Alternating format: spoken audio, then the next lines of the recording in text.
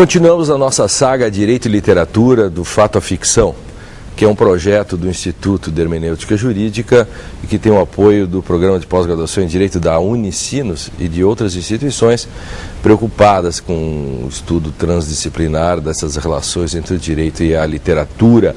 No programa de hoje abordaremos o livro Madame Bovary, de Gustave Flaubert, e, para tanto, contaremos com a presença da Roberta Magalhães Gubert, é mestre em Direito pela Unicinos e professora do curso de Direito da Unicinos, e com Robert Ponge, doutor em Letras pela USP e professor do Programa de Pós-Graduação em Letras da URGS.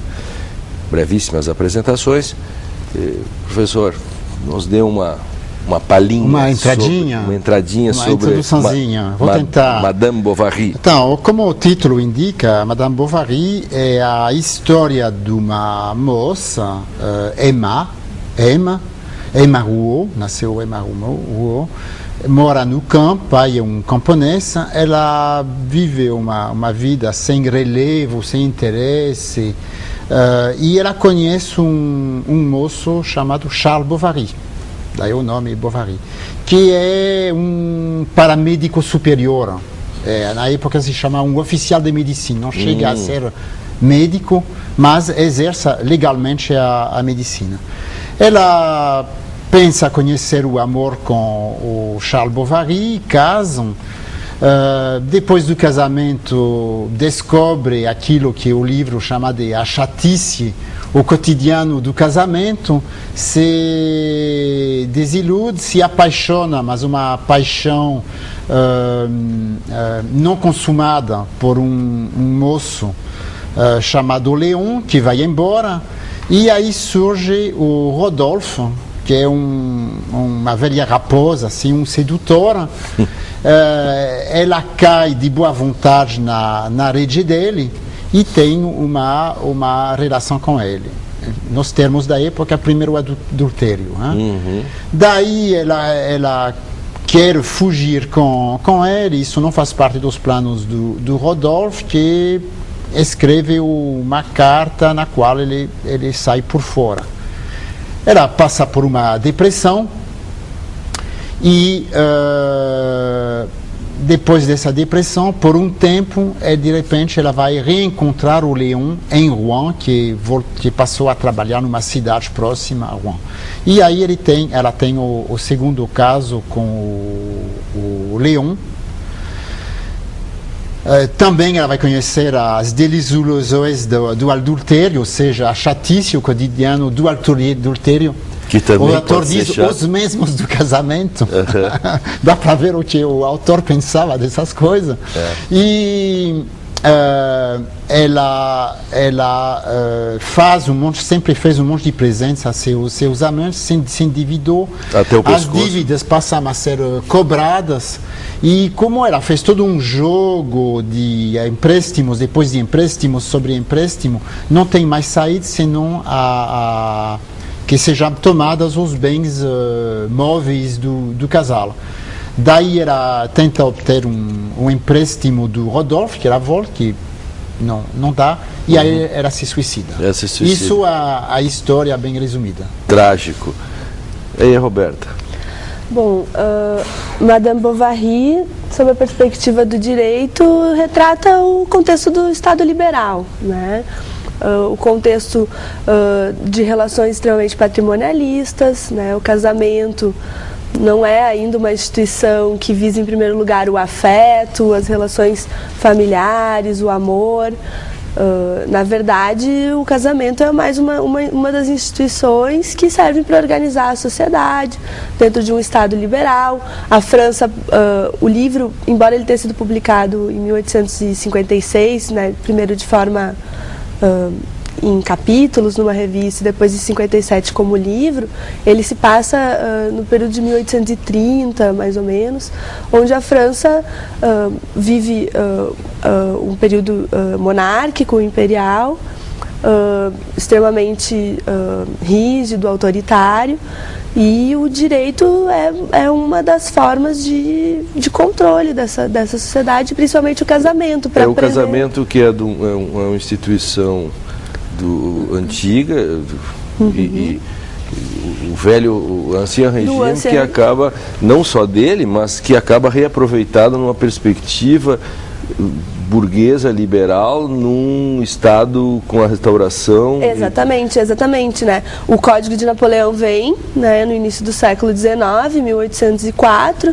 e o Código de Napoleão é o grande legado de Napoleão. Então, embora a Revolução Francesa tenha acontecido no final do século XVIII, a França ainda está vivendo com a luta por conseguir garantir algumas das conquistas da Revolução Francesa.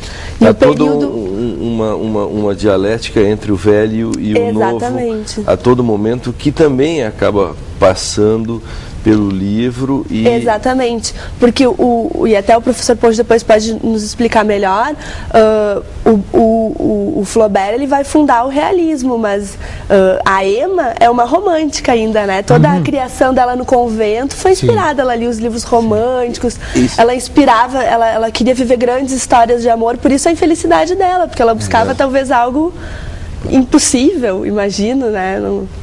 Sim. De Madame Bovary, do título e da heroína, se passou a chamar o bovarismo. É um crítico, ele chamou de bovarismo. E o termo bovarismo entrou para o dicionário, tem verbete. O que é o bovarismo? É a inadaptação, a insatisfação, que é o fruto de uma inadaptação por problemas afetivos e sociais. É a definição do autor, que conceituou o bovarismo. E isso se encontra principalmente em moças, mas pode se encontrar em moços, e se traduz por ambições, aspirações vãs e inatingíveis, considerando a condição social, psicológica, jurídica, etc., da pessoa concernida. Então, de uma certa maneira, o bovarismo é uma satisfação que poderia se tornar revolta, mas não chegou a se tornar revolta. Simplesmente a frustração e a insatisfação, a frustração principalmente no terreno afetivo, sentimental, mas também material, geralmente. Tem a Emma, ela joga com todas o imaginário. Eu estou aqui no campo, perdido, no meio das vacas, e Paris, a grande cidade, as modas. Não se fala ainda em sociedade de consumo, mas o consumo, as roupas. Esse debate isso é o bovarismo. Porque a Emma ela é insatisfeita com o destino dela. Ela acha que ela merece mais do que ela recebe. E, como a Roberta apontou, o Flaubert, ele aponta uma das raízes disso, é na educação equivocada que ela recebeu em base, vamos dizer, uma educação absolutamente desligada da realidade, num convento, e por outro lado, leituras românticas, etéreas, cheias de romantismo, de corridas no campo, enfim. Essa é uma questão, quero perguntar uma coisa em cima disso que o Roberto está dizendo para a Roberta, mas eu quero antes só anunciar para quem está ligando o aparelho agora, nós estamos discutindo Madame Bovary, do Gustave Flaubert, e quem está ligando agora perdeu parte do programa, mas ainda pode continuar para pegar alguma coisa que nós estamos falando aqui. Roberto, uma questão que surgiu aqui e que me bateu, e nós estamos falando de direito e literatura, e temos que falar sobre o direito, algo que transcenda a própria discussão cotidiana. Pensemos assim, de como Flaubert vai trabalhar com essa questão do realismo, isto é, contar como as coisas são, das coisas simples, e desidealizar, e isso faz parte daquele momento histórico também, e a importância das rupturas necessárias, de como contar o mundo. Pense no direito, de como nós idealizamos toda uma questão do direito. Será que não falta tardiamente, 100, 200 anos depois, um pouco de realismo para dentro do direito, no sentido de contar o a sangria do cotidiano, de como, por exemplo, no direito penal, como uma boa literatura realista cairia bem no direito penal para contar o que esse povo todo sofre nesse país? O que você acha? Eu acho que sim, a pergunta é complexa, né? Eu acho que, me parece, o que falta talvez ao direito é conseguir se Os manuais idealizam o direito, esse direito não existe. E conseguir se livrar assim, dos conceitos fechados, dos conceitos prontos, né? De um relato que não encontra... não encontra reflexo, não encontra... Os manuais, a diferença é que eles não se matam como a Madame Bovary, mas verdade. Os manuais do direito são grandes Madames Bovary que desfilam nos festivais de Paris contando coisas que não existem, ficções do direito. Quem sabe, não, né? Me parece nesse sentido, sim, não, parece que... Sim, com certeza. Na verdade, o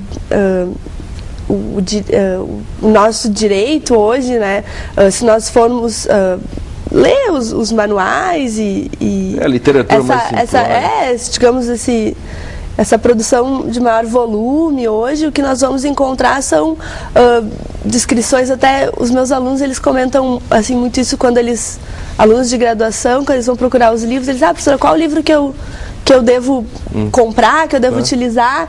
E aí eu digo, olha, tu tem que ir à biblioteca, tu tem que ir às livrarias procurar aquele que tu consegue, né, entender e tal. E às vezes eles voltam, os alunos que se esforçam e fazem isso, eles, olha, tanto faz, porque não importa qualquer manual que eu leio, o conceito é sempre o mesmo. Claro, a explicação é sempre a mesma. Caio e Tício, eles trabalham com Caio e Tício. Exatamente. E no cotidiano isso não existe. Robert... Não, só o que eu queria levantar, que eu acho que é interessante só ainda em relação à questão do bovarismo, eu estava lendo sobre essa questão do bovarismo, desse indivíduo infeliz e sempre descontente com a sua situação, e o Flaubert, na verdade, é muito atual nesse aspecto, porque o professor até falou que, claro, ele não se vivia numa realidade, né, de uma sociedade do consumo, mas hoje nós encontramos pessoas que realmente acreditam que que não vivem o seu destino e que merecem muito mais. Toda essa sociedade midiática, né, do consumo, da fama, tem se buscado muito isso. E o suicídio às vezes aparece, as pessoas que entram nessa vida veloz de mídia, de luxo, e não encontram outra saída senão o suicídio. Tem acontecido. Não, absolutamente. Quer dizer, ele pintou, ele descreveu na época do século XIX, que era dele, uma frustração frente às possibilidades de realização, mas as possibilidades de realização que são aquelas oferecidas pelo capitalismo nascente, ou seja, de consumo, etc. E tal, de representação no grande circo, no grande teatro do mundo, e as frustrações que provocam. Então, por exemplo, ela tem elementos de frustração antes, mas depois do casamento, no início, a frustração, ela é convidada a um baile na casa de um nobre.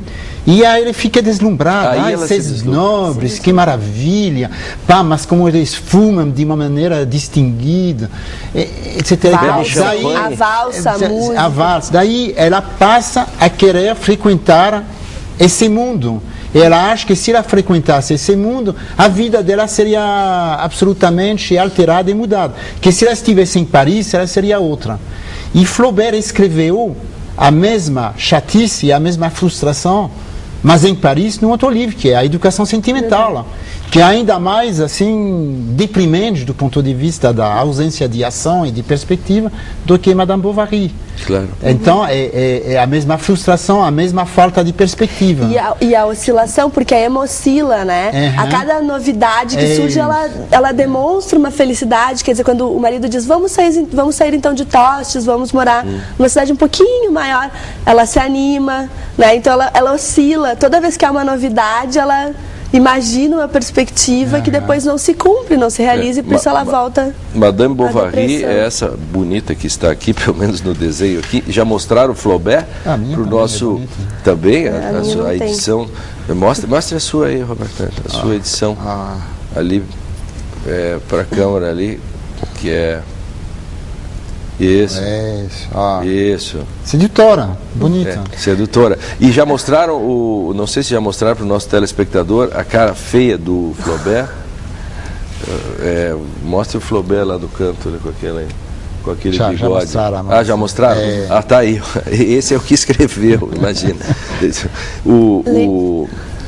Diga, Roberta. Eu queria, aproveitando que tu falou da edição do professor, eu queria introduzir uma questão que eu acho que é relevante, que a gente pode discutir, e que em algumas edições aparece, que é a questão do processo que Flaubert sofreu, né, que depois da publicação da primeira versão, da versão que saiu publicada. Por que saiu? Por que o processo? Em revista. Acho que o professor pode, depois eu comento, se o senhor quer pode, contar. vou falar por que o processo. Por quê? Porque o regime era o regime imperial, que era um regime autoritário, uma ditadura, vamos falar claramente, e não havia liberdade de imprensa, não havia liberdade de publicação. Sim.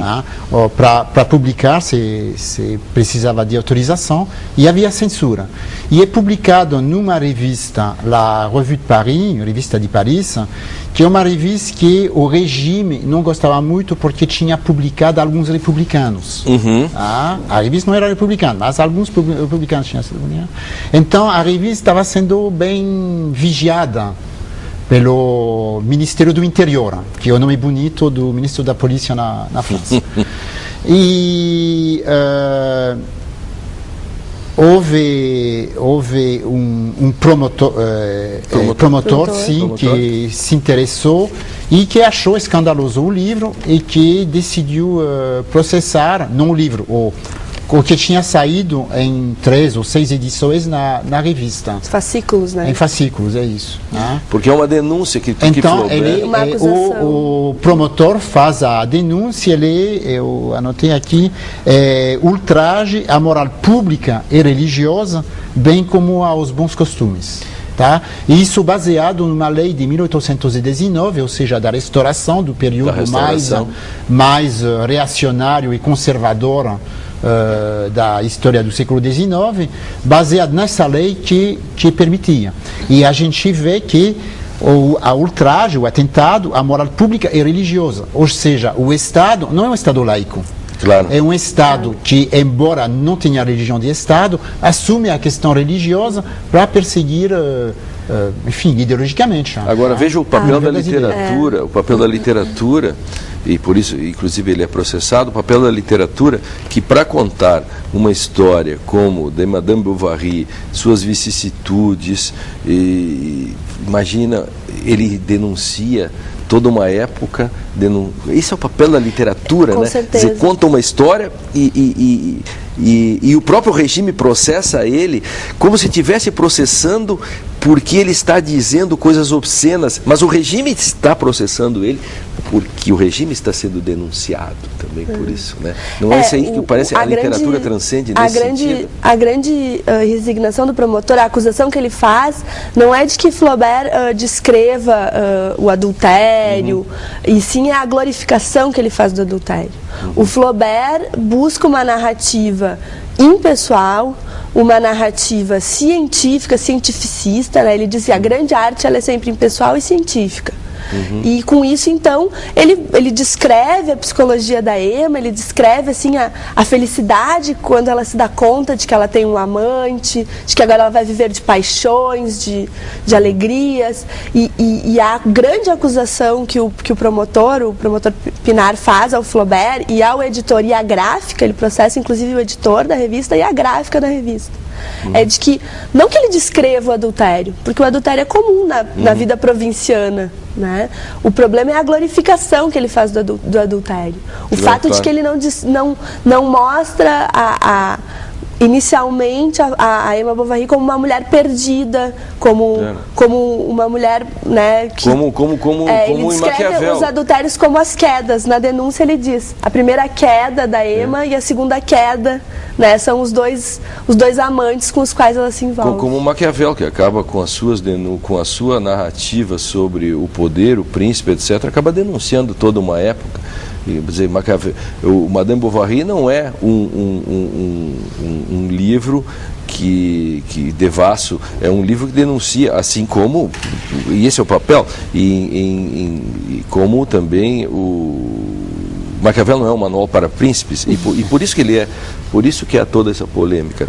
Mas, Robert, eu queria que falasse um pouco sobre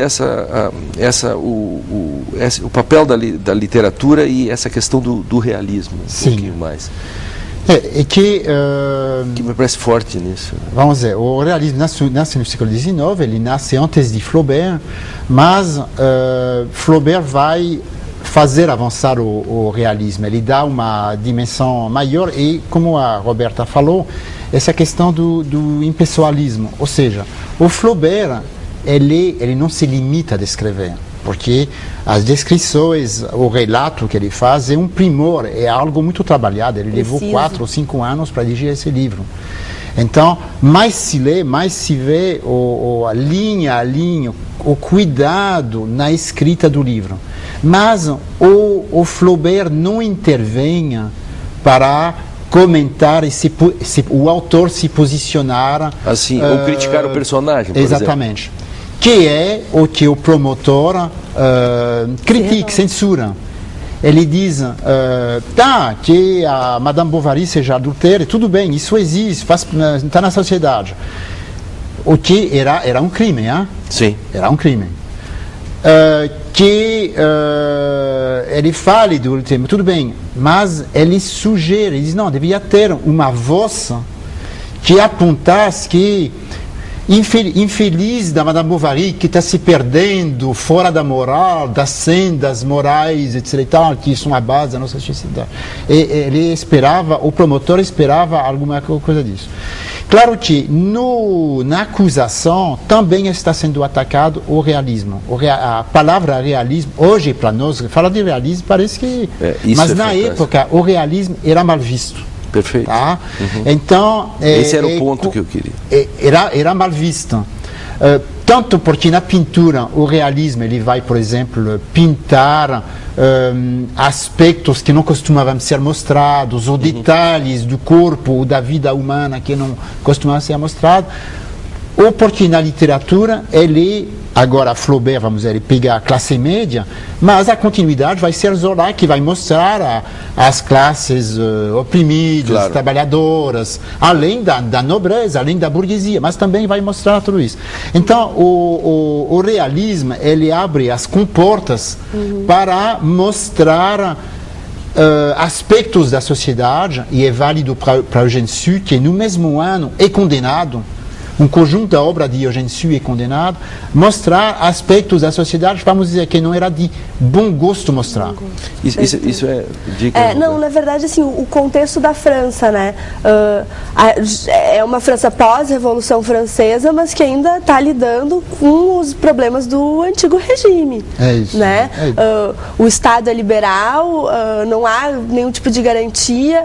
O Estado é liberal até ali, liberal no sentido de que ele não se mete... Economicamente a burguesia, pela primeira vez, está conseguindo se estabelecer e se desenvolver. E traindo os pobres que ajudaram a fazer a revolução. Exatamente, porque o crescimento econômico na época está limitado aos burgueses, né? Claro. Para os camponeses, mais para os camponeses e para o proletariado, a situação ainda é de miséria mais absoluta. Claro. Na França, até só na década de 60 do século XIX, 1860 alguma coisa, que vão ser permitidos o direito de greve, a primeira reunião dos trabalhadores em sindicatos. Então as classes mais simples ainda estão oprimidas, e vivem na miséria, porque o crescimento econômico ainda está vinculado à burguesia. Pensemos na Europa como um todo, no século XIX, é só ver o Charles Dickens ver como se descreve a miséria e a opressão dentro do século XIX. Exatamente. Né? E aí uma questão... basta ver os nossos imigrantes, porque as pessoas migraram por vários projetos, mas vieram para o Brasil. Sim, também. E aí uma questão também interessante, porque o Flaubert, ele vai descrever a província, né? O subtítulo do Madame Bovary é práticas da província. Nord de Provence, costumes de província. Os costumes da província. E os seus antecessores, o Balzac, o próprio que escreve Vermelho e Negro, o Stendhal, eles vão falar de contextos maiores, Mas o que se reclamava da metrópole, não vai se preocupar. O que se reclamava, o que o establishment reclamava de Flaubert era a narrativa, e aí vem o problema do realismo, que ao narrar de forma imparcial, ele estava denunciando. O que se reclamava era a falta... Eu acho que ele não é imparcial, acho que ele é impessoal, mas ele não é imparcial, porque ele é irônico. Pretensamente imparcial, né? Para exatamente ser parcial, porque aí ele está denunciando. Esse é o papel do realismo, é mostrar como as coisas são, e ao mostrá-las, denuncia. E isso é o que machucava, isso é o que batia contra o establishment. E até é interessante assim que enquanto a família Bovary, então, né, a Emma acaba se suicidando, uma morte terrível, ela toma arsênico, o marido depois também morre, né, ele, né, ao final tem um final triste, deprimido. É um dramalhão. É um dramalhão, exatamente. É trágico. Por outro lado... Depois de todo o sexo, etc. Não, mas é que é interessante. Por outro lado, ele descreve que o boticário da cidade, o senhor Homer, né? Ele vai, então, crescer. Ele manda carta ao rei, ele ascende. E aí é muito interessante, porque enquanto a família adúltera e o marido passivo, né, acabam na tragédia, a burguesia de Yonville ascende. O crescimento econômico. O nosso tempo não é do século XIX, que era um pouco mais lento que o nosso, que por sua vez era um pouco mais rápido do que o do medievo. O nosso é da modernidade. E por incrível que pareça, nós estamos com 1 minuto e pouco para terminar o programa. Então nós fizemos essa discussão aqui sobre Madame Bovary com o Robert e a Roberta, que já tínhamos feito outro programa também, e eu quero agradecer. Claro que sempre não temos muito tempo para discutir, mas os pontos são para incentivar as pessoas, que quem não viu falar do texto, né, Robert, para a pessoa comprar, porque ele tem 2, 3 tipos de leitura. Se a pessoa não quer discutir a transcendência disso, o conteúdo em si já apaixona, né? Já prende. É um belo romance. É um belo romance. É um belo romance. Vale a pena comprar e ler. Essa é a questão. E também dá para discutir todas essas questões. Também, a perspectiva do direito, a questão do casamento, a questão da mulher, né, a desigualdade, o papel submisso da mulher está perfeito na questão do Flaubert, né, o casamento sem saída, né, esse que era o problema, era uma relação patrimonialista. Agradeço então a presença de vocês e agradeço os nossos telespectadores que nos acompanham em todo o Brasil. Mais um Direito e Literatura, esta saga, né, que fazemos pelo Brasil afora, né, e para discutir essas questões que imbricam Direito e Literatura. PPGD da Unicinos patrocina o programa, o www.ihj.org.br é o nosso site, e contatos ihj@ihj.org.br. Isto é bem pós-modernidade, né? E-mail, essas coisas todas, né? Não é século XIX. Até breve.